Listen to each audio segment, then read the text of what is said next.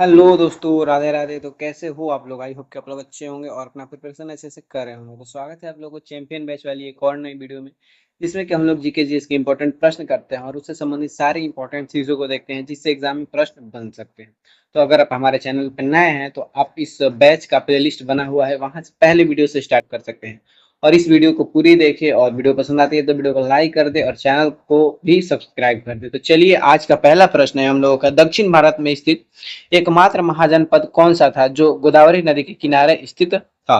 तो बताना है दक्षिण भारत में स्थित तो एकमात्र महाजनपद कौन सा था जो गोदावरी नदी के तट पर यानी कि किनारे स्थित था। ऑप्शन ए है क्रू, ऑप्शन बी है असमक, ऑप्शन सी है अवंती और ऑप्शन डी है मगध। तो कौन सा महाजनपद था जो दक्षिण भारत का था और एकमात्र ये महाजनपद था? तो देखिए, इसका राइट आंसर हो जाएगा असमक। ठीक ना, असमक एकमात्र महाजनपद था जो दक्षिण भारत में था।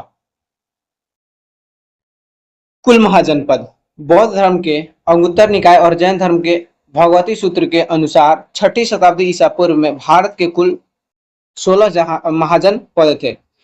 तो देखिए, महाजन पदों की जानकारी कहाँ से मिलता है? तो जैन धर्म के अंगुत्तर निकाय और बुद्ध धर्म के अंगुत्तर निकाय और जैन धर्म के भगवती सूत्र से 16 महाजन पदों की जानकारी मिलती है। अस्मक की स्थिति। अस्मक एकमात्र ऐसा महाजन पद था जो विंध्य पर्वतमाला के दक्षिण में यानी दक्षिण भारत में स्थित था। इसकी राजधानी पोटन या पोटली थी। ध्यान रखिएगा, ये अस्मक की राजधानी पोटन या पोटली थी। सबसे शक्तिशाली महाजनपद। इन 16 महाजनपदों में मगध सबसे शक्तिशाली बनकर उभरा, जिसकी पहली राजधानी राजगिरी थी, जिसे कि पहले गिरिब्रज भी कहा जाता था। तो ध्यान रखिएगा, इन 16 महाजनपदों में सबसे शक्तिशाली महाजनपद कौन था? तो मगध था। उसके बाद देख लीजिए अवंती।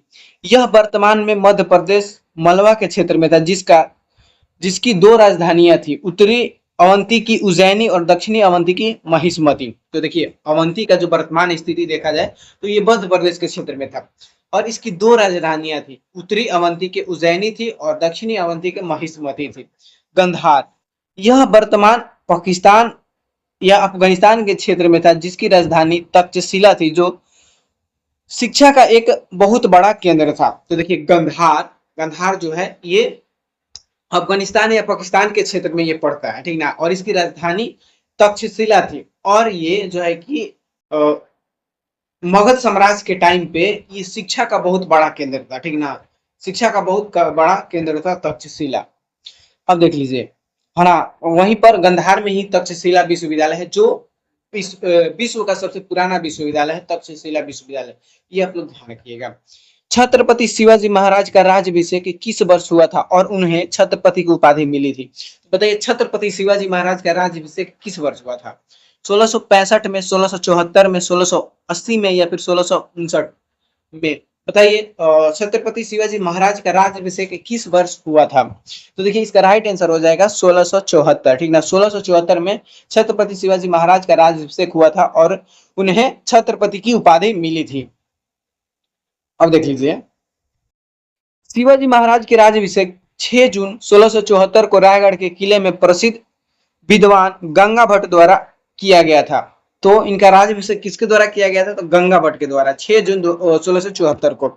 शिवाजी महाराज के दरबार में 8 मंत्रियों की एक परिषद होती थी, जिसे अष्ट प्रधान कहा जाता था। ध्यान रखिएगा, शिवाजी महाराज के दरबार में 8 मंत्रियों का एक परिषद होता था, जिसे अष्ट प्रधान कहा जाता था और इनमें सबसे बड़ा और महत्वपूर्ण पद था पेशवा, जैसे कि प्रधानमंत्री होता है, ये सबसे बड़ा पद था इन 8 मंत्रियों में। उसके बाद पुरंदर की संधि। शिवाजी महाराज पुरंदर की संधि, ध्यान रखिएगा, ये 1665 में हुआ था और यह शिवाजी महाराज और मुगलों के सेनापति मिर्जा राजा जय सिंह के बीच 1665 में पुरंदर की प्रसिद्ध संधि हुई थी, जिसके तहत शिवाजी को अपने कई किले मुगलों को देने पड़े थे। तो ध्यान रखिएगा, पुरंदर के संधि में शिवाजी को अपने कई किले मुगलों को देने पड़े थे। उसका देखिए, टैक्स व्यवस्था। मराठा साम्राज्य में 2 प्रमुख टैक्स वसूले जाते थे। तो मराठा साम्राज्य में ध्यान रखिएगा 2 प्रमुख टैक्स वसूले जाते थे, एक चौथ और सरदेशमुखी। एक चौथ, सरदेशमुखी। चौथ में 1/4 हिस्सा लिया जा रहा था और सरदेशमुखी में 1/10 हिस्सा लिया जा रहा था। तो ये जो है कि 2 प्रमुख टैक्स वसूले जाते थे मराठा साम्राज्य में। गुरिल्ला युद्ध। शिवाजी महाराज को गुरिल्ला युद्ध यानी कि छापामार युद्ध प्रणाली का बहुत बड़ा उस्ताद माना जाता था। जिससे वे मुगलों की बड़ी सेना को चकमा दे देते थे। तो देखिए गोरिल्ला युद्ध का बहुत बड़ा उस्ताद माना जाता था किनको, तो शिवाजी महाराज का, क्योंकि ये युद्ध का ये बहुत बार प्रयोग किए थे और मुगलों की बड़ी सेना को चकमा दे देते थे, जिसे छापामार युद्ध प्रणाली कहा जाता है। चलिए नेक्स्ट क्वेश्चन है हम लोगों का कि वर्ष 1884 में पुणे में डेक्कन एजुकेशन सोसाइटी की स्थापना निम्नलिखित में से किसने की थी? वर्ष 1884 में पुणे में डेक्कन एजुकेशन सोसाइटी की स्थापना निम्नलिखित में से किसने की थी? महादेव गोविंद रानडे, बाल गंगाधर तिलक और गोपाल गणेश आगरकर, गोपाल कृष्ण गोखले या वीरेंद्रनाथ चट्टोपाध्याय। तो बताइए 1884 में पुणे में डेक्कन एजुकेशन सोसाइटी की स्थापना निम्नलिखित में से किसने की थी? डेक्कन एजुकेशन सोसाइटी की स्थापना। तो इसका राइट आंसर ध्यान रखिएगा, बाल गंगाधर तिलक और गोपाल गणेश आगरकर हो जाएगा। बाल गंगाधर तिलक और गोपाल गणेश आगरकर हो जाएगा। अब देख लीजिए, इस सोसाइटी का मुख्य उद्देश्य भारतीय युवाओं को सस्ती और राष्ट्रवादी विचारों वाली आधुनिक शिक्षा देना था और इसके तहत प्रसिद्ध फर्ग्यूसन कॉलेज 1885 में खोला गया था। ध्यान रखिएगा, इस सोसाइटी का मुख्य उद्देश्य क्या था? तो भारतीय युवाओं को सस्ती और राष्ट्रवादी विचारों वाली आधुनिक शिक्षा देना, और इसी के तहत प्रसिद्ध फर्ग्यूसन कॉलेज जो 1885 में खोला गया था। महादेव गोविंद रानडे, इन्हें महाराष्ट्र का सुकरात कहा जाता है। महादेव गोविंद रानडे को महाराष्ट्र का सुकरात कहा जाता है और इन्होंने प्रार्थना समाज 1867 और पुनः सार्वजनिक सभा को आगे बढ़ाने के लिए बड़ा योगदान दिया था। उसके बाद गोपाल कृष्ण गोखले के बारे में जान लीजिए। तो इन्होंने 1905 में सर्वेंट ऑफ इंडिया सोसाइटी यानी कि भारत सेवक समाज की स्थापना किए थे और गोखले जी महात्मा गांधी के राजनीतिक गुरु थे। गोपाल कृष्ण गोखले, ध्यान रखिएगा, महात्मा गांधी के राजनीतिक गुरु थे। तिलक की उपाधि, बाल गंगाधर तिलक को जनता ने लोकमान्य की उपाधि दी थी और अंग्रेजों ने उन्हें भारतीय अशांति का जनक कहा था। तो बाल गंगाधर तिलक को लोकमान्य की उपाधि दी गई थी। उसके बाद भारतीय अशांति का जनक इन्हें कौन कहा था? तो अंग्रेजों ने। थियोसॉफिकल सोसाइटी, भारत में एनी बेसेंट ने चेन्नई के अडयार में थियोसॉफिकल सोसाइटी का मुख्यालय बनाकर काम शुरू किया था। तो ध्यान रखिएगा, थियोसॉफिकल सोसाइटी का स्थापना किसने किया था? तो एनी बेसेंट ने। ध्यान रखिएगा, मोस्ट इंपॉर्टेंट। नेक्स्ट क्वेश्चन है, महात्मा गांधी ने किस वर्ष भारत छोड़ो आंदोलन के दौरान अपना प्रसिद्ध नारा करो या मरो दिया था? महात्मा गांधी ने किस वर्ष भारत छोड़ो आंदोलन के दौरान अपना प्रसिद्ध नारा करो या मरो का दिया था? ऑप्शन ए है 1920, 1930, 1942 या 1946। तो बताइए भारत छोड़ो आंदोलन किस वर्ष हुआ था? तो देखिए इसका राइट आंसर हो जाएगा 1942। भारत छोड़ो आंदोलन कब हुआ था? तो 1942 में हुआ था और इसी आंदोलन के दौरान महात्मा गांधी ने करो या मरो का नारा दिया था। अब देख लीजिए, यह आंदोलन 8 अगस्त 1942 को मुंबई के ग्वालियर टैंक मैदान से शुरू हुआ था। कहां से शुरू हुआ था? तो ग्वालियर टैंक मैदान मुंबई से 8 अगस्त 1942 को। ब्रिटिश सरकार द्वारा भेजे गए क्रिप्स मिशन के फेल होने के बाद गांधी जी ने इस आखिरी बड़े आंदोलन का फैसला किया था। देखिए क्रिप्स मिशन के फेल होने के बाद गांधी जी ने इस आंदोलन को शुरू किया था। उसके बाद ऑपरेशन थंडरबोल्ट या जीरो आवर। ऑपरेशन थंडरबोल्ट या जीरो आवर क्या है? तो आंदोलन शुरू होते ही ब्रिटिश सरकार ने रात में ऑपरेशन जीरो आवर चलाकर गांधी जी, नेहरू जी समेत कांग्रेस के सभी बड़े नेताओं को गिरफ्तार कर लिया था। देखिए ऑपरेशन मतलब कि ये आंदोलन शुरू होने के बाद उसी रात जो है कि ब्रिटिशों ने क्या किया? तो ऑपरेशन जीरो आवर चलाकर गांधी जी, नेहरू जी समेत कांग्रेस के कई बड़े बड़े नेताओं को गिरफ्तार कर लेता है। उसके बाद देख लीजिए, गांधी जी की जेल। गिरफ्तारी के बाद गांधी जी को पुणे के आगा खां पैलेस में नजरबंद करके रखा गया था।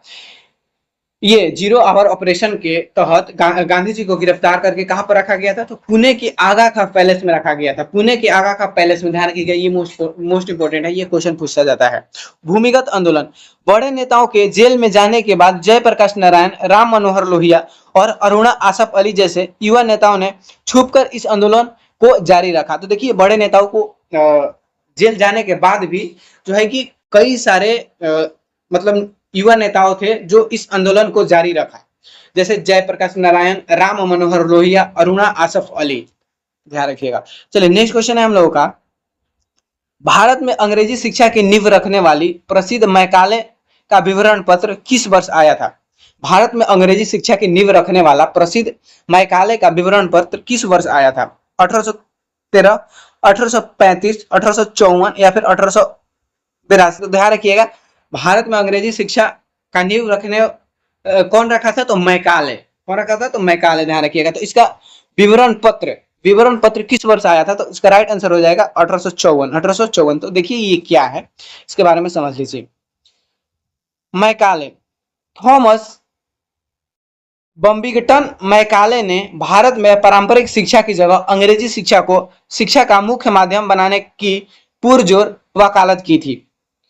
गवर्नर जनरल, उस समय भारत के गवर्नर जनरल विलियम बेंटिंक थे, जिन्होंने मैकाले के इस प्रस्ताव को मंजूरी दी थी। तो उस समय ये मैकाले जब ये शिक्षा के लिए वकालत किया था, तो उस समय ये कौन था? ये गवर्नर जनरल, तो ध्यान रखिएगा, विलियम बेंटिंक था। और ये जो है कि मैकाले के इस प्रस्ताव को मंजूरी भी दे दिया था। उसके बाद देखिए डाउनवर्ड फिल्ट्रेशन थ्योरी। मैकाले का मानना था कि समाज के केवल ऊपरी वर्ग को अंग्रेजी सिखा दी जाए, जिससे वह छन छन कर नीचे के वर्ग तक अपने आप पहुंच जाएगी। मतलब ये डाउनवर्ड फिल्ट्रेशन थ्योरी क्या है? तो मैकाले का ये मानना था कि समाज के केवल ऊपरी वर्गों को अंग्रेजी सिखा दी जाए, जिससे नीचे की वर्गों तक अपने आप जो है कि ये अंग्रेजी शिक्षा पहुंच जाएगी। वुड का डिस्पैच 1854, इसे भारतीय शिक्षा का मैग्ना कार्टा कहा जाता है। तो वुड डिस्पैच को ध्यान रखिएगा, भारतीय शिक्षा का मैग्ना कार्टा कहा जाता है, जिसके तहत जो है कि भारत में यूनिवर्सिटी खोलने और प्राथमिक स्तर पर मातृभाषा में शिक्षा देने की बात कही गई थी। हंटर आयोग, ध्यान रखिएगा, इसका गठन 1882 में हुआ था, हंटर आयोग का। और यह रिपन के समय भारत में प्राथमिक और माध्यमिक शिक्षा के सुधारों की जांच के लिए गठित पहला शिक्षा आयोग था। तो ये देखिए, रिपन के समय जो है कि भारत और माध्यमिक शिक्षा के सुधारों की जांच के लिए गठित पहला शिक्षा आयोग था। ध्यान रखिएगा। चलिए नेक्स्ट क्वेश्चन है हम लोगों का कि भारतीय संविधान के इतिहास में किस प्रसिद्ध मामले में सुप्रीम कोर्ट ने मूल ढांचे का सिद्धांत दिया था? भारतीय संविधान के इतिहास में किस प्रसिद्ध मामले में सुप्रीम कोर्ट ने मूल ढांचे का सिद्धांत दिया था? Golaknath case, Keshavananda Bharati case, Minerva Mills case या मेनका गांधी केस? यानी कि मतलब किस मामले में सुप्रीम कोर्ट ने कहा था कि मतलब जैसे कि संविधान में संशोधन हो सकता है, बजाय संविधान के मूल संशोधन में कोई छेड़छाड़ नहीं होगा, कोई परिवर्तन नहीं होगा। तो ये ध्यान रखिएगा, ये केशवानंद भारती केस में कहा गया था, केशवानंद भारती केस में। ऐतिहासिक पीठ, 24 अप्रैल 1973 को आए इस फैसले के लिए सुप्रीम कोर्ट के इतिहास की सबसे बड़ी 13 जजों की बेंच बैठी थी। ध्यान रखिएगा, इस केस के लिए 13 जजों की बेंच बैठी थी, जो अब तक के सबसे बड़ी बेंच बैठी थी। अब इतिहास में अभी तक इतने जजों की बेंच कभी नहीं बैठी है, जिसने 7-6 के बहुमत से फैसला सुनाया गया था। तो इसमें फैसला कितने, मतलब कि 7 लोग का सहमति था और 6 लोगों का सहमति नहीं था। तो देख लीजिए ये कितना क्रिटिकल केस था। सिद्धांत का मतलब, कोर्ट ने कहा कि संविधान में संशोधन तो कर सकती है, कोर्ट ने कहा कि संसद संविधान में संशोधन कर सकती है, लेकिन वह संविधान के मूल आत्मा या मूल ढांचे जैसे लोकतंत्र, धर्मनिरपेक्षता, न्यायपालिका की स्वतंत्रता को नष्ट नहीं कर सकती। प्रस्तावना का हिस्सा, इस केस में कोर्ट ने माना कि प्रस्तावना संविधान का एक अभिन्न हिस्सा है और इसमें भी संशोधन किया जा सकता है। तो ध्यान रखिएगा, इसी केस में कोर्ट माना था कि प्रस्तावना संविधान का हिस्सा है और इसमें संशोधन किया जा सकता है। तो ध्यान रखिएगा, प्रस्तावना में अभी तक केवल एक ही बार संशोधन किया गया है, 42वां संविधान संशोधन, 42वां संविधान संशोधन, जिसके द्वारा 3 शब्द जोड़े गए थे। 3 शब्द जोड़े गए थे, एकता, अखंडता, धर्मनिरपेक्ष और एकता, ये 3 चीज जोड़े गए थे। उसका देख लीजिए गोलकनाथ केस, इसमें कोर्ट ने पहले कहा था कि संसद मौलिक अधिकारों में बिल्कुल भी कटौती या संशोधन नहीं कर सकती। देखिए गोलकनाथ केस में क्या कहा गया था? तो कोर्ट ने कहा कि संसद मौलिक अधिकारों में बिल्कुल भी कटौती या संशोधन नहीं कर सकती, यानी कि मौलिक अधिकार में संशोधन नहीं करने को कहा गया था गोलकनाथ केस में, लेकिन उसी को बदला गया था केशवानंद भारती केस में। मेनका गांधी केस, इस केस के बाद कोर्ट ने अनुच्छेद 21 की बहुत व्यापक व्याख्या की, जिसमें सम्मान से जीने और विदेश घूमने के अधिकार को शामिल किया गया। तो ये भी आप लोग ध्यान रखिएगा। ये अनुच्छेद 21 में कुछ परिवर्तन किए गए थे मेनका गांधी केस में। नेक्स्ट क्वेश्चन है, भारत के पहले लोकपाल के रूप में किसे नियुक्त किया गया था? भारत के पहले लोकपाल के रूप में किसे नियुक्त किया गया था? जस्टिस रंजन गोगोई या जस्टिया पिनाकी चंद्र घोष या फिर जस्टिस एन.वी. रमन्ना? तो बताइए भारत के पहले लोकपाल के रूप में किसे नियुक्त किया गया था? तो इसका राइट आंसर ध्यान रखिएगा, राइट आंसर हो जाएगा पिनाकी चंद्र घोष को। पिनाकी चंद्र घोष को भारत के पहले लोकपाल के रूप में नियुक्त किया गया था। अब देख लीजिए, जस्टिस पिनाकी चंद्र घोष को मार्च 2019 में राष्ट्रपति रामनाथ कोविंद द्वारा भारत का पहला लोकपाल नियुक्त किया गया था। तो ये कब नियुक्त हुए थे? ध्यान रखिएगा 2019 में। लोकपाल का मतलब, लोकपाल देश का एक ऐसा करप्शन विरोधी प्राधिकरण है जो प्रधानमंत्री, मंत्रियों और सरकारी अफसरों के खिलाफ भ्रष्टाचार के मामलों की जांच कर सकता है। तो लोकपाल का काम क्या होता है? तो लोकपाल देश का एक ऐसा मतलब कि करप्शन विरोधी प्राधिकरण है।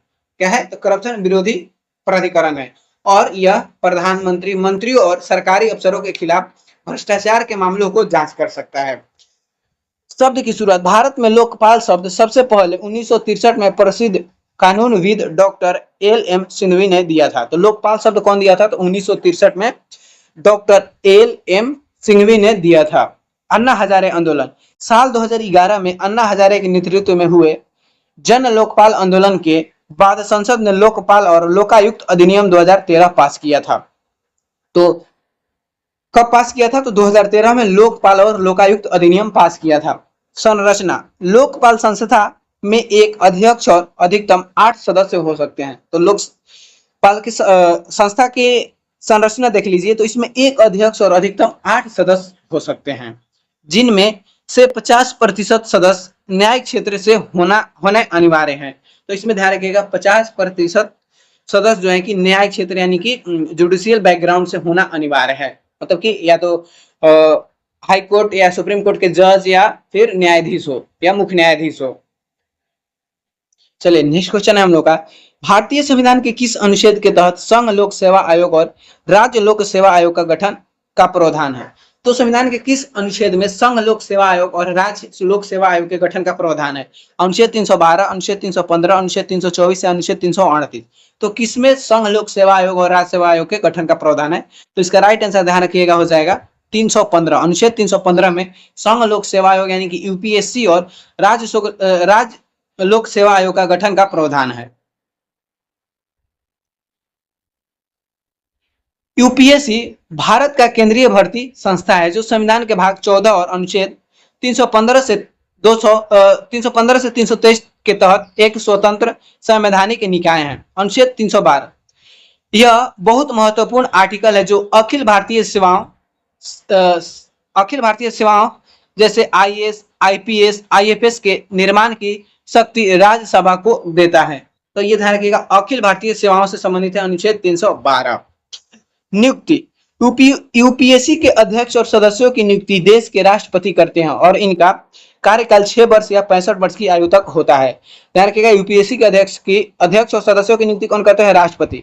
तो आप सभी को पता होगा यूपीएससी ही आईएएस, आईपीएस और आईएफएस का एग्जाम कंडक्ट कराता है, ठीक ना। तो ये दोनों एक दूसरे से जुड़े हैं। तो यूपीएससी आएगा तो ध्यान रखिएगा अनुच्छेद 315 और आईएएस यानी कि अखिल भारतीय सेवाएं आएगा तो ये हो जाएगा अनुच्छेद 312। ली कमीशन, भारत में पहली बार लोक सेवा आयोग की स्थापना 1926 में ली कमीशन की सिफारिश पर की गई थी। भारत में पहली बार लोक सेवा आयोग की स्थापना किसके सिफारिश पर की गई थी? तो 1926 में ली कमीशन के सिफारिश पर की गई थी। Father of civil services, Bharat में कॉर्नवालिस को सिविल सेवा का जनक माना जाता है। ध्यान रखिएगा भारत में सिविल सेवा का जनक किसे माना जाता है? तो कॉर्नवालिस को। जबकि सरदार वल्लभ भाई पटेल को स्वतंत्र भारत का सिविल सेवाओं का जनक माना जाता है। स्वतंत्र भारत का सिविल सेवाओं का जनक ध्यान रखिएगा सरदार वल्लभ भाई पटेल को माना जाता है। चलिए नेक्स्ट क्वेश्चन है हम लोग का, नेक्स्ट क्वेश्चन है केंद्र और राज्यों के बीच समन्वय स्थापित करने के लिए अंतर्राज्यीय परिषद की स्थापना का अधिकार किसे है? तो बताइए अंतर्राज्यीय परिषद की स्थापना करने का अधिकार किसे है? प्रधानमंत्री, भारत के राष्ट्रपति, संसद या केंद्रीय गृह मंत्री। तो किसे अंतरराज्यीय परिषद की स्थापना करने का अधिकार है? तो इसका राइट आंसर ध्यान रखिएगा, भारत के राष्ट्रपति हो जाएगा। भारत के राष्ट्रपति का अधिकार है अंतरराज्यीय परिषद की स्थापना करना।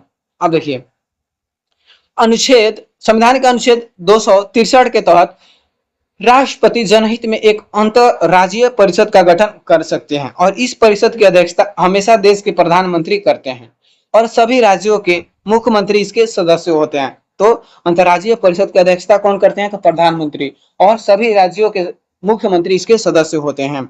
सरकारी आयोग, साल 1988 में सरकारी आयोग ने केंद्र राज्य संबंधों को सुधारने के लिए इस परिषद को अस्थायी रूप से बनाने की जोरदार सिफारिश की थी, जिसके बाद 1990 में पहली बार इसे बनाया गया। देखिए 1928 में सरकारी आयोग ने केंद्र राज्य संबंधों को सुधारने के लिए इस परिषद की अस्थायी रूप से बनाने की जोरदार सिफारिश की थी। तो इसको बनाने के लिए कौन सिफारिश किया था? तो सरकारी आयोग। कब? तो 1988 में।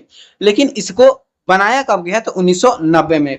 इस परिषद की साल में कम से कम 3 बैठक होना अनिवार्य है। ध्यान रखिएगा, अंतरराज्यीय परिषद की कम से कम साल में 3 बार बैठक होना अनिवार्य है।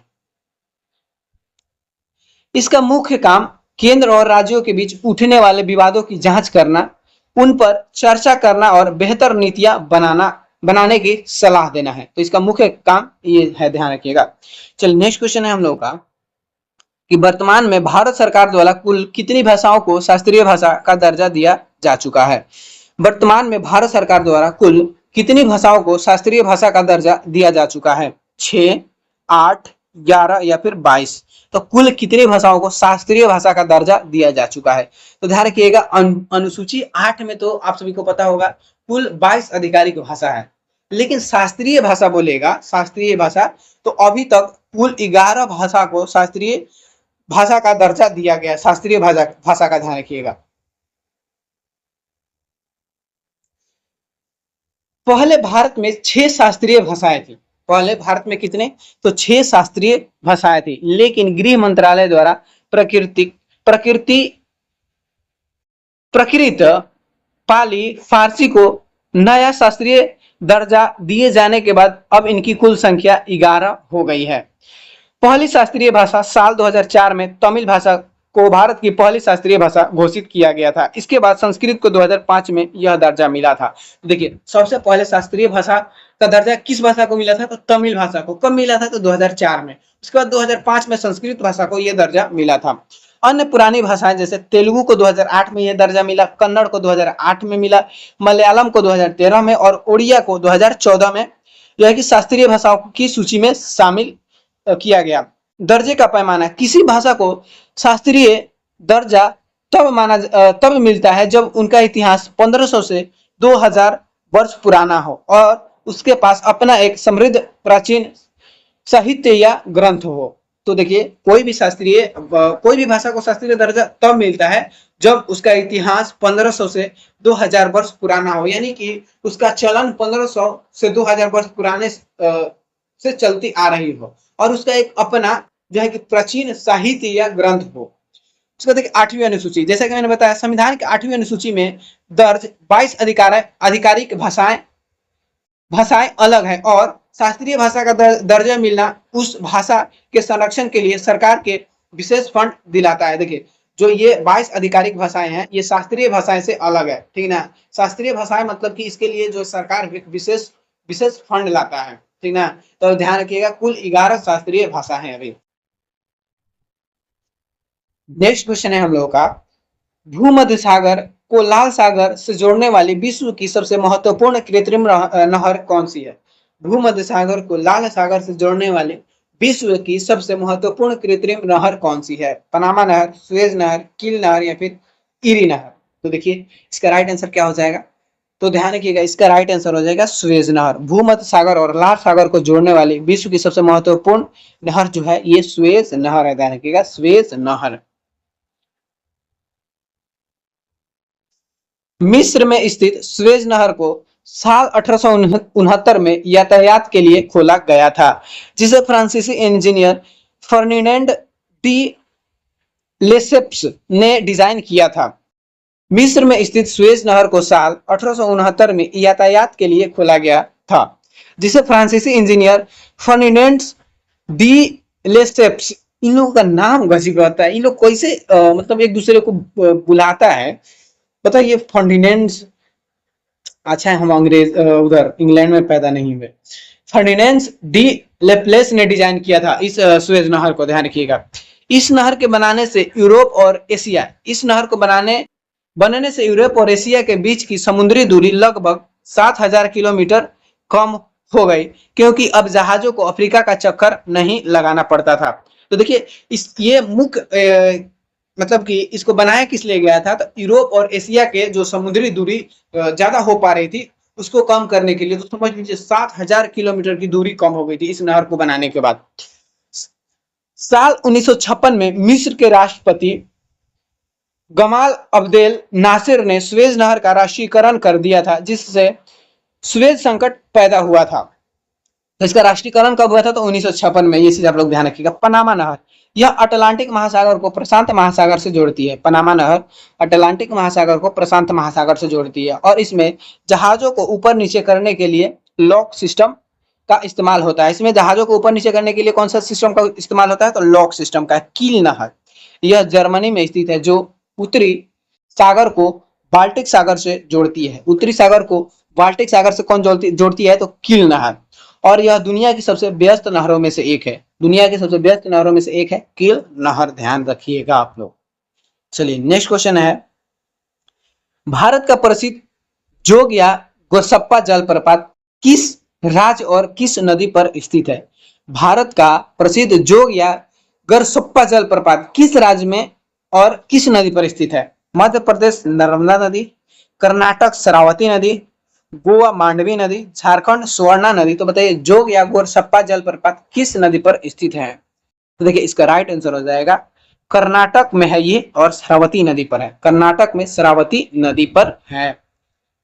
अब देख लीजिए, जोग जलप्रपात को महात्मा गांधी जलप्रपात भी कहा जाता है। जोग जलप्रपात को महात्मा गांधी जलप्रपात भी कहा जाता है, और यह 4 छोटे प्रपात राजा, रानी, रॉकेट और रोरर से मिलकर बना है। देखिए ये 4 छोटे जलप्रपात से मिलकर बना है। क्या क्या, तो राजा, रानी, रॉकेट और रोरर, तीनों का नाम र से शुरू हो रहा है।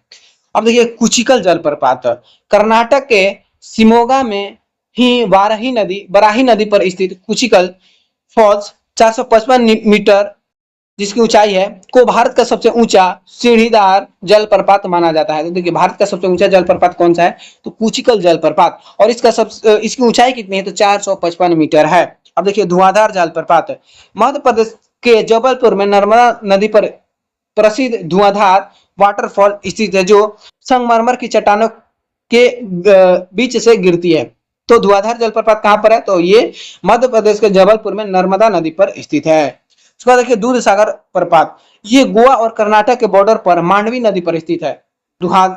दूध सागर जलप्रपात गोवा और कर्नाटक के बॉर्डर पर मांडवी नदी पर स्थित है। हुंडरू जलप्रपात, यह झारखंड के रांची के पास स्वर्ण रेखा नदी पर स्थित एक बेहद खूबसूरत वाटरफॉल है। तो हुंडरू जलप्रपात झारखंड के रांची के पास स्वर्ण रेखा नदी पर है, ध्यान रखिएगा हुंडरू जलप्रपात। चलिए नेक्स्ट क्वेश्चन है हम लोगों का, नेक्स्ट क्वेश्चन है, पृथ्वी की सबसे ऊपरी परत क्रस्ट में सबसे अधिक मात्रा में पाए जाने वाला रासायनिक तत्व कौन सा है। पृथ्वी की सबसे ऊपरी परत का नाम क्या है, क्रस्ट। तो क्रस्ट पर सबसे अधिक मात्रा में पाए जाने वाला रासायनिक तत्व कौन सा है, लोहा है, सिलिकॉन है, ऑक्सीजन है, या फिर एल्यूमिनियम है। तो देखिए इसका राइट आंसर हो जाएगा ऑक्सीजन, ठीक ना। ऑक्सीजन जो है कि ये पृथ्वी के क्रस्ट पर पाए जाने वाला सबसे अधिक मात्रा में पाया जाता है ऑक्सीजन। अब देखिए पृथ्वी की ऊपरी परत यानी कि भूपटपट्टी में सबसे ज्यादा ऑक्सीजन लगभग 46.6% पाई जाती है। इसके बाद दूसरे स्थान पर सिलिकॉन लगभग 27.7% होता है। सियाल, क्रस्ट को आम भाषा में सियाल भी कहते हैं। क्रस्ट को आम भाषा में सियाल भी कहते हैं, क्यों, तो क्योंकि यह मुख्य रूप से सिलिका यानी कि सिलिकॉन और एल्यूमिनियम से मिलकर बना है। तो इस प्रकार SiAl सियाल हो गया। पूरी पृथ्वी में सबसे ज्यादा, अगर सवाल पूछे कि पूरी पृथ्वी में समग्र रूप से सबसे ज्यादा कौन सा तत्व है तो उत्तर लोहा हो जाएगा। सबसे अधिक मात्रा में पाया जाने वाला तत्व कौन सा हो जाएगा? लोहा, लगभग 35%, जो पृथ्वी के केंद्र में भरा है, पृथ्वी के केंद्र में भरा है। सीमा देख लीजिए, तो पृथ्वी की दूसरी परत जिसका नाम है मेंटल, पृथ्वी की दूसरी परत का नाम क्या है? मेंटल, को सीमा कहते हैं। क्यों? तो क्योंकि यह सिलिका और मैग्नीशियम से बनी है और यहाँ से ज्वालामुखी का लावा निकलता है। तो ध्यान रखिएगा, ज्वालामुखी का लावा पृथ्वी के जो मध्य भाग है यानी कि मेंटल है, वहीं से ज्वालामुखी का लावा निकलता है। और यह किस चीज से बना है? तो सिलिका और मैग्नीशियम से बना है। तो एस आई और एम ए, ऐसे तो एम जी होता है इसका, लेकिन एम ए इसको ऐसे बोला जाता है सिलिका और मैग्नीशियम के कारण। इसको क्या बोला जाता है? सीमा बोला जाता है मेंटल को। उसका नीफ है, नीफे देख लीजिए, तो पृथ्वी की सबसे केंद्रीय भाग जिसे कोर कहा जाता है, ठीक ना, कोर, उसे नीफे कहते हैं। कोर को नीफे कहा जाता है क्योंकि यह निकेल और लोहा यानी कि एफी से बना है, जिसके कारण यह पृथ्वी में गुरुत्वाकर्षण, जिसके कारण पृथ्वी में गुरुत्वाकर्षण शक्ति है। देखिए, इसी के कारण पृथ्वी पर जाएगी गुरुत्वाकर्षण, गुरुत्वाकर्षण की शक्ति है, ध्यान रखिएगा। अब देखिए, पूछेगा वायुमंडल में सबसे अधिक मात्रा में पाया जाने वाला तत्व कौन है? तो नाइट्रोजन हो जाएगा, ध्यान रखिएगा। नाइट्रोजन वायुमंडल में सबसे अधिक मात्रा में पाया जाने वाला है। और भूपटपटी पर ऑक्सीजन, ठीक ना, भूपटपटी पर ऑक्सीजन। लेकिन पूरे पृथ्वी पर बोलेगा, पूरे समग्र पृथ्वी में पाए जाने वाला सबसे अधिक तत्व कौन सा है? तो लोहा हो जाएगा, ठीक।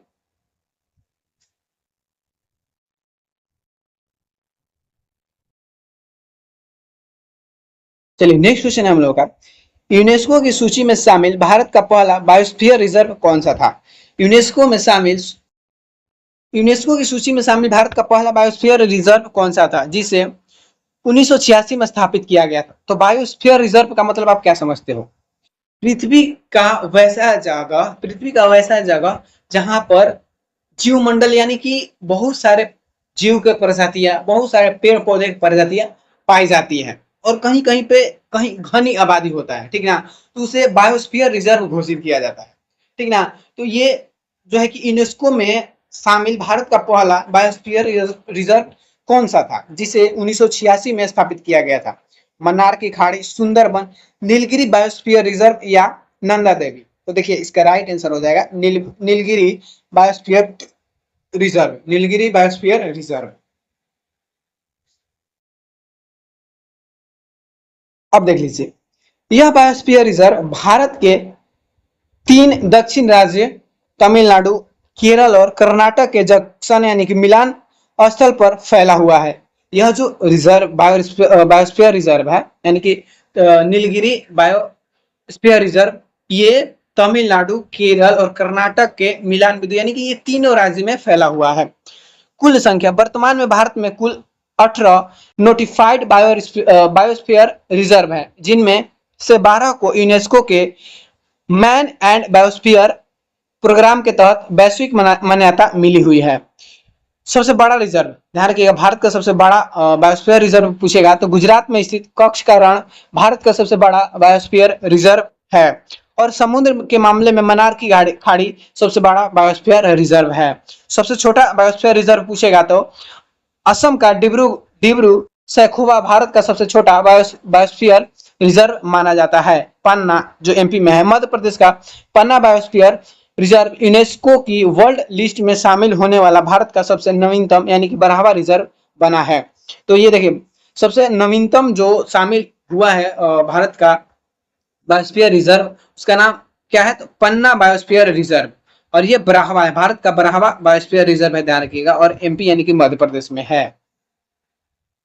नेक्स्ट क्वेश्चन है हम लोग का, भारत की कौन सी प्रसिद्ध जनजाति दीपावली त्योहार को शोक के पर्व में के रूप में मनाती है? तो कौन सी जनजाति जो है ये दीपावली को शोक के पर्व के रूप में मनाती है? गोंड जनजाति, भील जनजाति, थारू जनजाति या फिर संथाल जनजाति? तो कौन सी जनजाति जो है दीपावली त्योहार को शोक के पर्व के रूप में मनाती है? देखिए, इसका राइट आंसर हो जाएगा इसका राइट आंसर हो जाएगा थारू जनजाति, ठीक ना, थारू जनजाति इसका राइट आंसर हो जाएगा। थारू जनजाति, यह जनजाति मुख्य रूप से उत्तराखंड, उत्तर प्रदेश के तराई क्षेत्र और नेपाल के बॉर्डर के पास रहती है। तो कहां पर रहती है? तो उत्तराखंड, उत्तर प्रदेश के तराई क्षेत्र और नेपाल के पास रहती है। दीपावली के दिन ये अपने पूर्वजों को याद करते हैं और पुतला बनाकर शोक मनाते हैं। भील जनजाति साल 2011 के अनुसार, साल 2011 की जनगणना के अनुसार भील भारत का सबसे बड़ा जनजातीय समूह है, ध्यान रखिएगा। तो भारत का सबसे बड़ा जनजातीय समूह कौन है, तो भील जनजाति है। और जो मुख्य रूप से मध्य प्रदेश, गुजरात और राजस्थान में रहती है। कहां पर रहती है, तो ये मध्य प्रदेश, गुजरात और राजस्थान में गोंड जनजाति। यह भारत का दूसरा सबसे बड़ा जनजातीय समूह है, जो मुख्य रूप से मध्य भारत के छत्तीसगढ़, एमपी और ओडिशा में फैला हुआ है। अब देख लीजिए टोडा जनजाति, यह तमिलनाडु के नीलगिरी पहाड़ियों पर रहने वाली एक बहुत प्रसिद्ध जनजाति है। टोडा जनजाति तमिलनाडु के नीलगिरी पहाड़ी पर रहने वाली एक बहुत प्रसिद्ध जनजाति है, जिसमें बहुपति विवाह की अनूठी प्रथा पाई जाती है। बहुपति विवाह की अनूठी प्रथा पाई जाती है। संथाल, यह झारखंड और पश्चिम बंगाल की प्रमुख जनजाति है। राष्ट्रपति द्रौपदी मुर्मू इसी संथाल जनजाति समुदाय से संबंध रखती है। संथाल जनजाति ध्यान रखिएगा, ये झारखंड और पश्चिम बंगाल की प्रमुख जनजाति है और जो भारत के राष्ट्रपति द्रौपदी मुर्मू है और इसी समुदाय से संबंध रखती है, संथाल जनजाति से। और हाँ, टोडा जनजाति में ध्यान रखिएगा बहुपति विवाह प्रथा है। क्यों, क्या है ये, तो एक पत्नी की कई सारे पति होते हैं, ठीक ना, यही बहुपति विवाह प्रथा वहां पर प्रचलित है। नेक्स्ट क्वेश्चन है, भारतीय प्रतिभूति और विनिमय बोर्ड यानी कि सेबी को किस वर्ष एक कानून पास करके संवैधानिक या वैधानिक दर्जा दिया गया था। भारतीय प्रतिभूति और विनिमय बोर्ड यानी कि सेबी को किस वर्ष एक कानून पास करके संवैधानिक या वैधानिक दर्जा दिया गया था। 1988, 1992, 1999 या 1915। तो कब इसे जो है कि संवैधानिक दर्जा दिया गया था। देखिए इसका राइट आंसर हो जाएगा 1988 को। 1988 को इसको संवैधानिक दर्जा दिया गया था।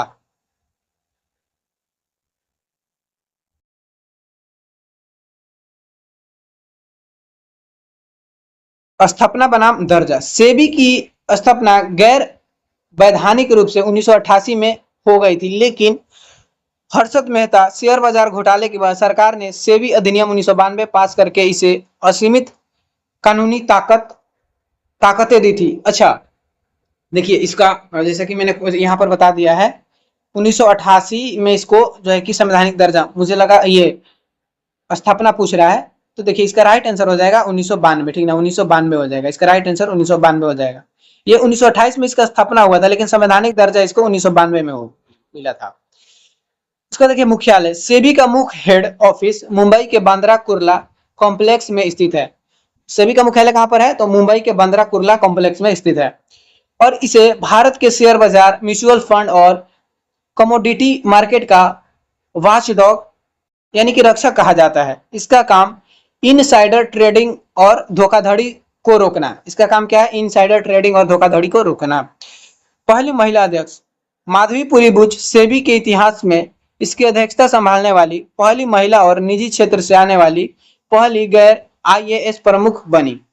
ध्यान रखिएगा सेबी की पहली महिला अध्यक्ष पूछेगा तो कौन हो जाएगा, माधवीपुरी बुच। कैपिटल मार्केट, देश के पूंजी बाजार जहां लंबे समय के लिए शेयरों का व्यापार होता है। कैपिटल मार्केट क्या होता है, जहां लंबे समय के लिए शेयरों का मार्केट होता है यानी व्यापार होता है, को सेबी कंट्रोल करता है, जबकि मनी मार्केट यानी कि शॉर्ट टर्म लोन को आरबीआई कंट्रोल करता है। देखिए मनी मार्केट को कौन कंट्रोल करता है, तो आरबीआई, लेकिन कैपिटल मार्केट को कौन कंट्रोल करता है, तो सेबी। ध्यान रखिएगा सेबी।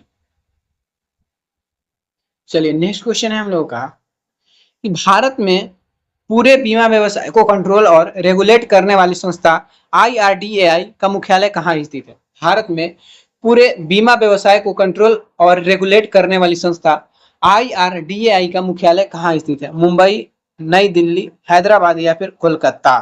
तो बताइए इसका मुख्यालय कहाँ है, आईआरडीएआई। तो इसका मुख्यालय जो है हैदराबाद में। ध्यान रखिएगा आईआरडीएआई का मुख्यालय हैदराबाद में है।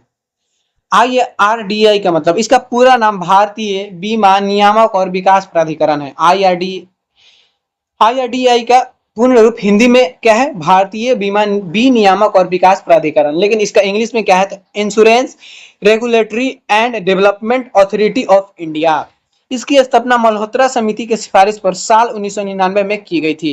इसकी स्थापना कब की गई थी, 1999 में। वर्ष 2001 में इसकी मुख्यालय दिल्ली से हैदराबाद शिफ्ट किया गया था। तो देखिए इसका मुख्यालय पहले जब स्थापना हुआ था दिल्ली में था, लेकिन अभी वर्तमान में इसे हैदराबाद शिफ्ट कर दिया गया है 2001 से ही। एल आई सी आप सभी को पता ही है, ये इंश्योरेंस कंपनी है। तो भारत की सबसे बड़ी सरकारी जीवन बीमा कंपनी एल है। इसका फुल फॉर्म भारतीय जीवन बीमा निगम होता है। इसकी स्थापना 1 सितंबर 1956 को संसद के एक विशेष एक्ट जारी की गई थी। देखिए इसका स्थापना कब हुआ था, तो 1 सितंबर 1956 को, 1 सितंबर 1956 को, 1 सितंबर 1956 को। जीआईसी सामान्य बीमा, गाड़ी, घर, स्वास्थ्य का इंश्योरेंस को संभालने के लिए 1972 में general insurance corporation, general insurance corporation यानी जीआईसी बनाया गया था। ये किसके लिए, तो गाड़ी, घर, स्वास्थ्य का इंश्योरेंस के लिए। लेकिन जो है कि भारतीय जीवन बीमा निगम, यानी कि ये आप लोग समझती हैं, ये जो है कि इंसानों की जीवन बीमा करते हैं LIC company. FDI limit, Bharat सरकार ने बीमा क्षेत्र में विदेशी निवेश को बढ़ावा देने के लिए इंश्योरेंस कंपनियों में ऑटोमेटिक रूट में एफडीआई की सीमा को बढ़ाकर 74% कर दिया है। भारत सरकार ने क्या किया है, तो बीमा क्षेत्र में विदेशी निवेश को बढ़ावा देने के लिए इंश्योरेंस कंपनियों में ऑटोमेटिक रूट से एफडीआई की सीमा बढ़ाकर 74% कर दिया है। नेक्स्ट क्वेश्चन है हम लोगों का, किसी सरकारी कंपनी को महारत्न का दर्जा मिलने के बाद उसे बिना सरकार की मंजूरी के कितने रुपए तक निवेश का वित्तीय अधिकार मिल जाता है। किसी सरकारी कंपनी को महारत्न दर्जा मिलने के बाद उसे बिना सरकार की मंजूरी के कितने रुपए तक निवेश का वित्तीय अधिकार मिल जाता है। 1000 करोड़, 5000 करोड़। तो देखिए इसका राइट आंसर हो जाएगा 5000 करोड़ की मंजूरी मिल जाती है। महारत्न की ताकत, महारत्न कंपनियों के बोर्ड को यह पावर होती है कि वे देश या विदेश में किसी नए प्रोजेक्ट में बिना सरकार से पूछे 5000 करोड़ या अपनी नेटवर्थ का 15% तक सीधे निवेश कर सकते हैं। भारत सरकार ने साल 2010 में सरकारी कंपनियों को वैश्विक स्तर पर बड़ा बनाने के लिए महारत्न कैटेगरी की शुरुआत की थी। भारत सरकार ने कब, तो साल 2010 में सरकारी कंपनियों को वैश्विक स्तर पर बड़ा बनाने के लिए महारत्न कैटेगरी की शुरुआत की थी। प्रमुख कंपनियां एनटीपीसी, ओएनजीसी, सेल, वेल, आईओसीएल, बीपीसीएल, एचपीसीएल और हाल ही में शामिल हुई पीएफसी यानी कि पावर फाइनेंस कॉर्पोरेशन और आरईसी जैसी दिग्गज कंपनियां महारत्न सूची में शामिल है। तो ये सभी कंपनियां ध्यान रखिएगा महारत्न सूची में शामिल है।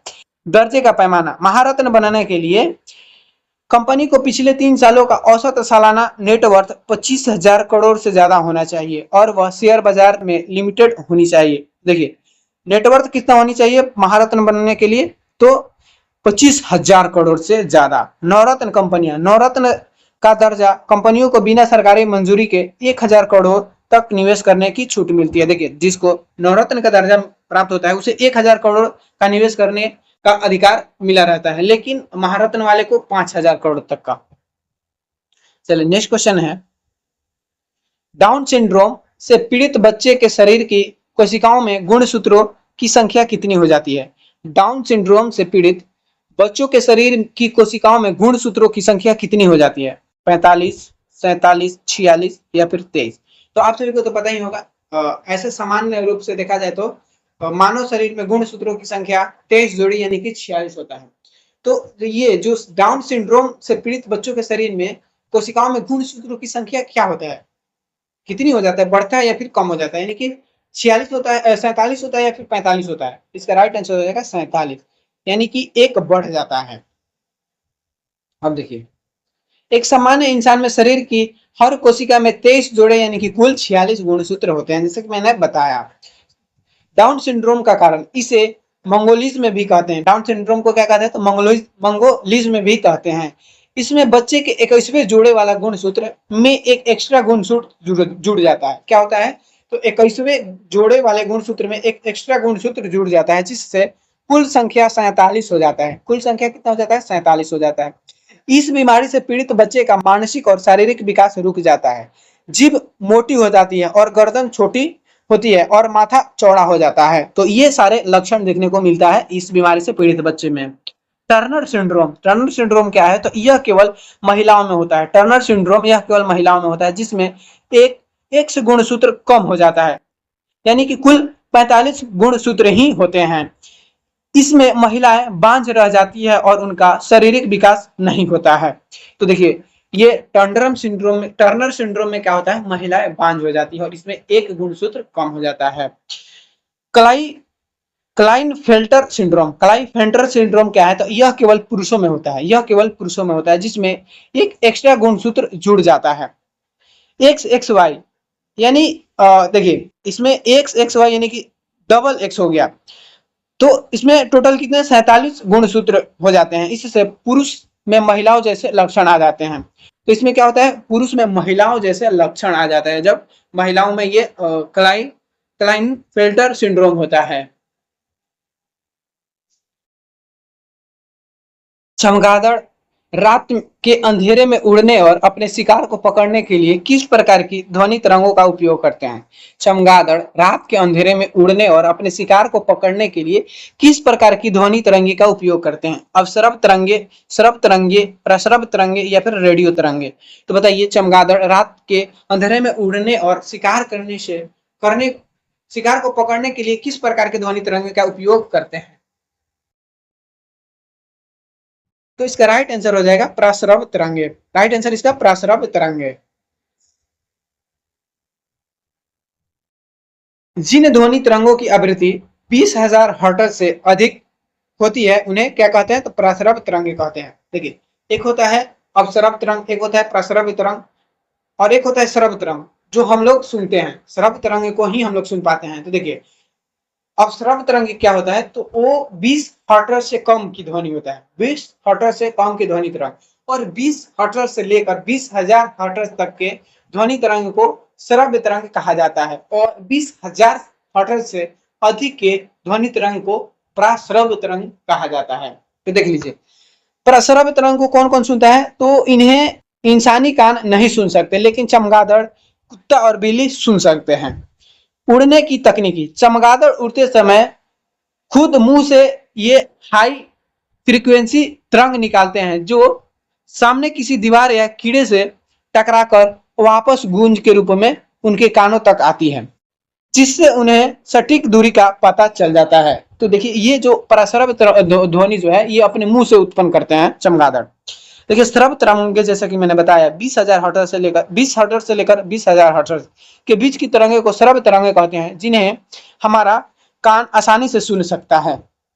अवसरव तरंग 20 हर्ट्ज से कम आवृत्ति वाली तरंग को अवसरव तरंग कहते हैं और ये बहुत भारी चीजों जैसे भूकंप आने, व्हेल मछली या हाथी के पैरों के कंपन से पैदा होती है। सोनार, समुद्र की गहराई और छुपी पनडुब्बियों का पता लगाने के लिए पानी के जहाजों में इसी प्रस्रव तरंगों का उपयोग किया जाता है। समुद्र की गहराई और छुपी पनडुब्बियों को पता लगाने के लिए पानी के जहाजों में भी इसी प्रस्रव तरंगों का उपयोग होता है। ध्यान रखिएगा, प्रस्रव तरंग का उपयोग सोनार में भी होता है। क्वेश्चन, निम्नलिखित में से कौन सा कार्बन का एक ऐसा अपरूप है जो अत्यधिक कठोर होने के बावजूद बिजली का बहुत अच्छा सुचालक होता है? तो कार्बन का एक ऐसा अपरूप जो अत्यधिक कठोर होने के बाद भी बिजली का जो है कि बहुत अच्छा सुचालक होता है। ऑप्शन ए है हीरा, ग्राफीन, ग्रेफाइट या फिर कोयला। तो देखिए, ग्रेफाइट जो होता है ये मुलायम होता है, ये भी जो है कि कार्बन का ही अपरूप है और ये जो है कि मुलायम होता है। लेकिन तो देखिए, इसका राइट आंसर हो जाएगा ग्राफीन। राइट आंसर इसका क्या हो जाएगा, ग्राफीन हो जाएगा। ग्राफीन की ताकत, ग्राफीन कार्बन के परमाणुओं की एकमात्र सिंगल लेयर यानी कि 2D शीट होती है जो स्टील से 200 गुना ज्यादा मजबूत होती है और तांबे से भी तेज बिजली पास करने की अद्भुत क्षमता रखती है। भविष्य की तकनीकी इसी पर आधारित है। बस भविष्य की तकनीकी जो है कि ग्राफीन पर ही आधारित है। ग्रेफाइट, पेंसिल के सिक्के में यूज होने वाले ग्रेफाइट भी बिजली का सुचालक होता है क्योंकि इसकी परतों के बीच फ्री इलेक्ट्रॉन मौजूद रहता है और यह बहुत मुलायम और चिकना होता है। ग्रेफाइट भी ध्यान रखिएगा, यह बिजली का सुचालक होता है। हीरा, यह कार्बन का सबसे शुद्ध रूप है और दुनिया का सबसे कठोर प्राकृतिक पदार्थ है। दुनिया का सबसे कठोर प्राकृतिक पदार्थ है।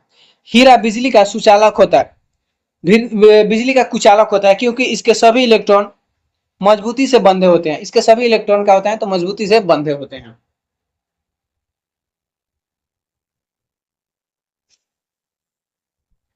पूर्ण आंतरिक परावर्तन, हीरा अपने अंदर होने वाले टोटल इंटरनल रिफ्लेक्शन, हीरा अपने अंदर होने वाले टोटल इंटरनल रिफ्लेक्शन के कारण बहुत तेजी से चमकता है।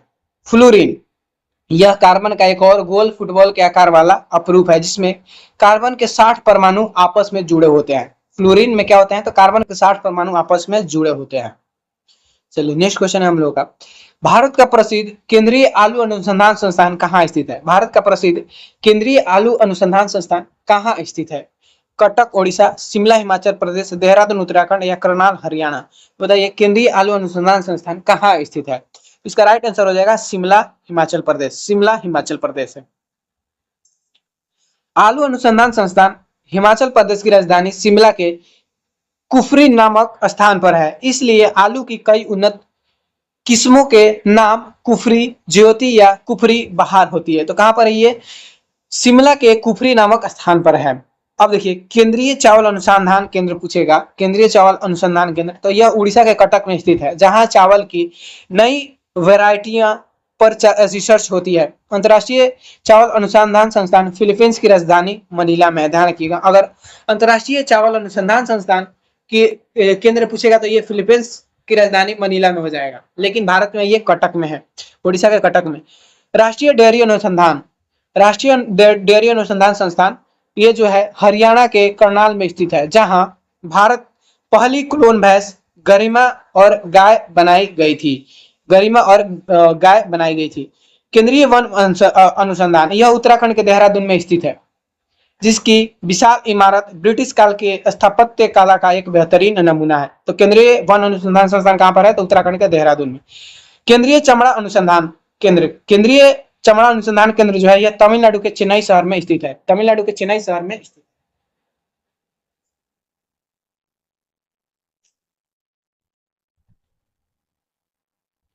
नेक्स्ट क्वेश्चन है, नेक्स्ट क्वेश्चन, हमारे पड़ोसी देश जापान की राष्ट्रीय संसद को आधिकारिक रूप से क्या कहा जाता है?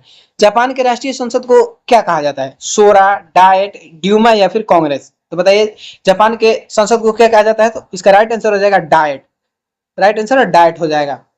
जापान की संसद, जापान की द्विसदनीय संसद को नेशनल डाइट कहा जाता है जो दुनिया की सबसे पुरानी चालू संसदीय व्यवस्थाओं में से एक है। रूस की संसद, रूस की संसद के निचले सदन को ड्यूमा कहा जाता है, रूस की संसद के निचले सदन को ड्यूमा कहा जाता है। अफगानिस्तान की संसद, अफगानिस्तान की पुरानी संसद का नाम सूरा या सोरा था, अफगानिस्तान की पुरानी संसद का नाम क्या था? सूरा या सोरा था, जिसकी नई शानदार बिल्डिंग का निर्माण भारत सरकार ने तोहफे के तौर पर करवाया था। अमेरिका की संसद, संयुक्त राज्य अमेरिका की संसद को कांग्रेस कहा जाता है, अमेरिका की संसद को क्या कहा जाता है? कांग्रेस कहा जाता है, जिसके दो सदन सीनेट और हाउस ऑफ रिप्रेजेंटेटिव्स है, रिप्रेजेंटेटिव्स।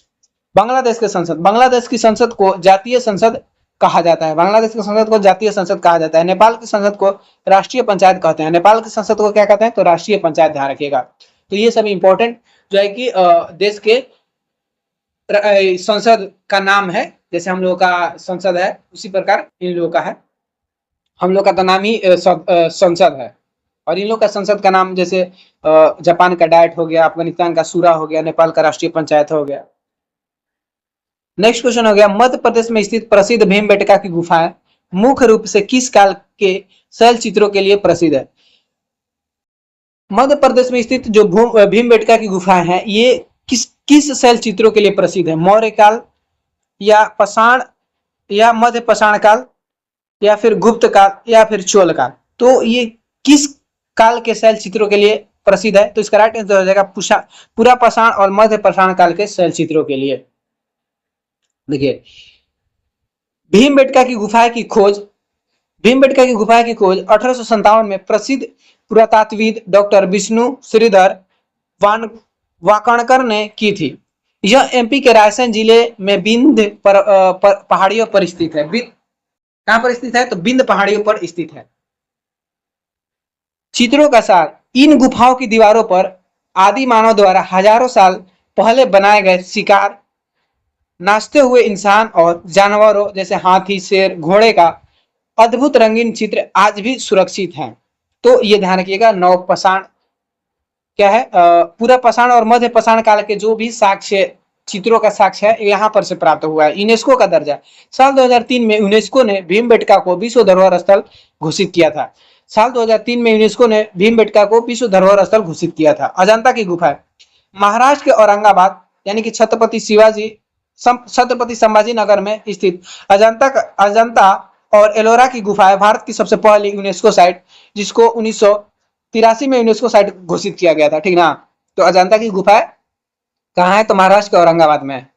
उसका देखिए धौलावीरा, यह गुजरात में। हड़प्पा सभ्यता की सबसे प्रसिद्ध शहर धौलावीरा भारत का 44वां यूनेस्को विश्व धरोहर स्थल बना है, जो अपनी बेहतरीन जल संचयन प्रणाली के लिए जाना जाता है।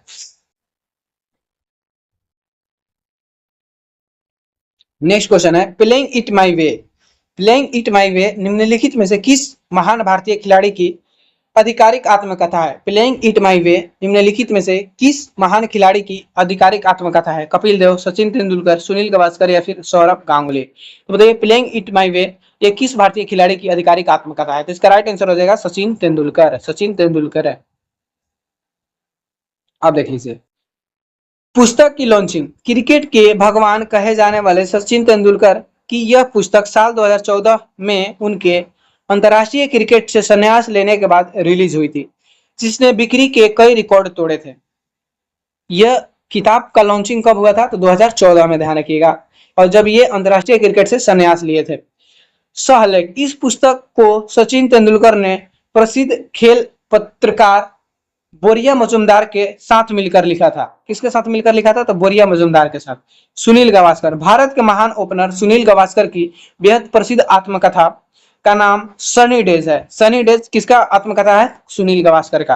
कपिल देव, 1983 वर्ल्ड कप जिताने वाले कप्तान कपिल देव की ऑटोबायोग्राफी का नाम स्ट्रेट फ्रॉम द हार्ट है। स्ट्रेट फ्रॉम द हार्ट है कपिल देव की आत्मकथा का नाम, ध्यान रखिएगा। तो हम लोग का क्वेश्चन यहीं पे समाप्त होता है। आई होप कि आप लोगों को क्वेश्चन पसंद आई होगी और वीडियो भी अच्छी लगी होगी। अगर अभी तक आप वीडियो को लाइक नहीं किए तो वीडियो को लाइक कर दीजिए, चैनल को सब्सक्राइब नहीं किए तो चैनल को सब्सक्राइब कर लीजिए, और मिलते हैं नेक्स्ट वीडियो में। तब तक के लिए अपना ध्यान रखिए और पढ़ाई अच्छे से करते रहिए। चलिए।